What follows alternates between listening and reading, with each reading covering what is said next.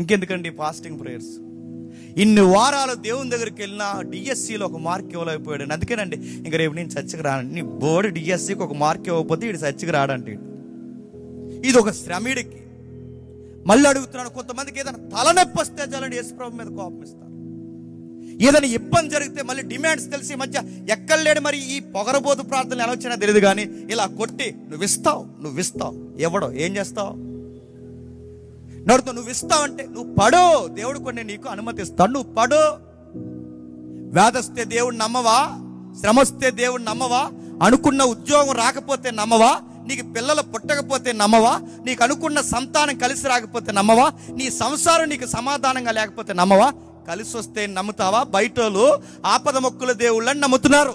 ఈ దేవుని కూడా ఆపద మొక్కుల దేవుని చేసావా? ఈ దేవుడు ఏంటో నీకు అర్థమవుతుందా? ఇన్ని సంవత్సరాలు 5 ఏళ్ళ నుంచి చర్చికి వెళ్తున్నావు, 10 ఏళ్ళ నుండి చర్చికి వెళ్తున్నావు. ఏ దేవుడికి లేని ప్రత్యేకత ఈ దేవుడికి ఉంది. ఈ దేవుడికున్న గొప్పతనం ఏంటో తెలుసా? నిన్ను పరీక్షిస్తాడు నీ ప్రేమ లాంటిదో.